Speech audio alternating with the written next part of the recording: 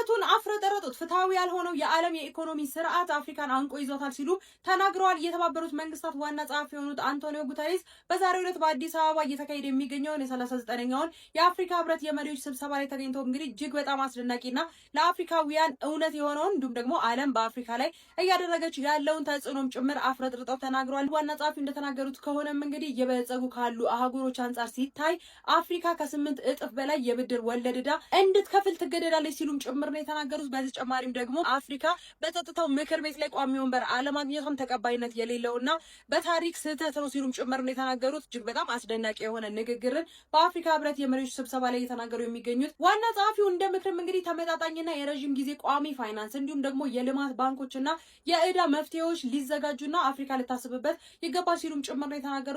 ዋና ጸሐፊው አክለው እንግዲህ የአፍሪካ ህብረት የሚመነጨው በራሱ የሚተማመንና በተባበረ ህብረት ነው ሲሉም ጭምር ተናግሯል ማለት ነው። እናንተ በዚህ ጉዳይ ላይ ሀሳብ አላችሁ ወይ? ኮሜንት ላይ አጋሩኝ። በሌሎች አዳዲስ መረጃዎች በድጋሚ መልሳለሁ። የፕላስ ምልክቷን መጫራችሁን አትርሱ። መልካም ቀን ይሁን። እራሳቸውን የሚያጠፉ ታዳጊዎች ቁጥር እየጨመረ ነው። እባካችሁ ወላጆች፣ ጓደኞች፣ እህቶች፣ ወንድሞች እንዲሁም ደግሞ ሶሻል ሚዲያ ላይ ያላችሁ ሰዎች ተራ የሚመስሉ ለሰዎች የምንሰጣቸው አስተያየቶች እንግዲህ የሰዎችን ህይወት እስከ መጨረሻው ሊቀይሩ እንዲሁም ደግሞ ልክ እንደ እህታችን ፊዮሬላ እንግዲህ ህይወታቸውን እስከ መጨረሻው ድረስ ሊነጥቁ ይችላሉና እባካችሁ ጥንቃቄ አድርጉ።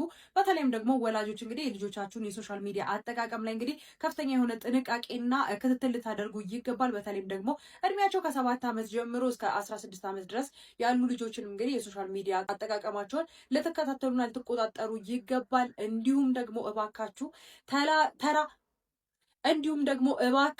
ተራ ቀልድ እየቀለድን የሚመስልን ሰዎች በተለይም በሶሻል ሚዲያ በተለይም ደግሞ ለጓደኞቻችን፣ ለእህቶቻችን እንዲሁም ደግሞ ለወንድሞቻችን መበሻሸቂያ የሚመስለን መቀላለጃ የሚመስሉን ተራ አስተያየቶች እንግዲህ የሰዎችን ህይወት ከመጨረሻው ድረስ ሊቀይሩ ይችላሉ። ህይወታቸው እስከ ማጥፋት ድረስ ሊደርሱ ይችላሉ።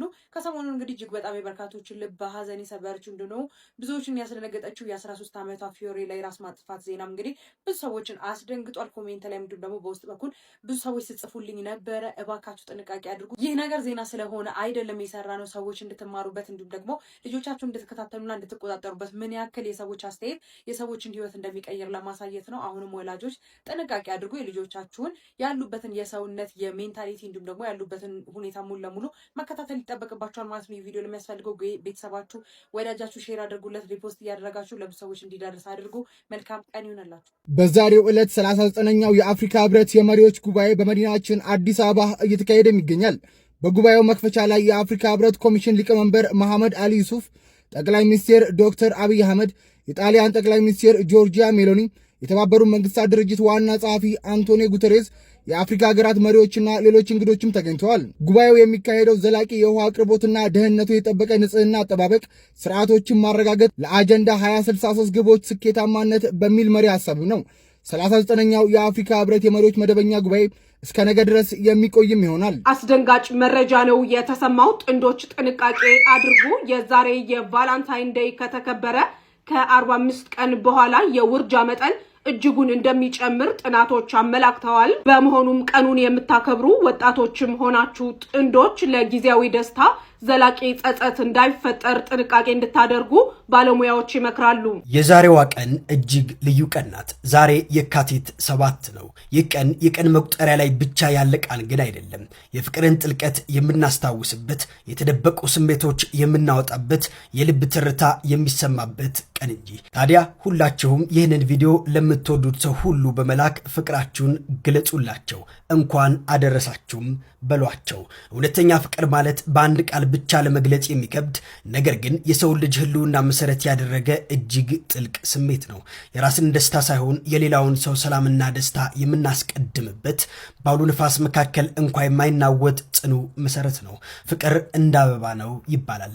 በጥንቃቄ ካልተያዘ የሚጠወልግ፣ በደንብ ከተንከባከቡት ግን በጥሩ መዓዛ የሚሞላ ነው ይባላል። ታዲያ እናንተም ለምትወዱት ሰው ሁሉ ይህንን ቪዲዮ ላኩለት፣ እንዲሁም ደግሞ ፍቅራችሁንም ግለጹላቸው።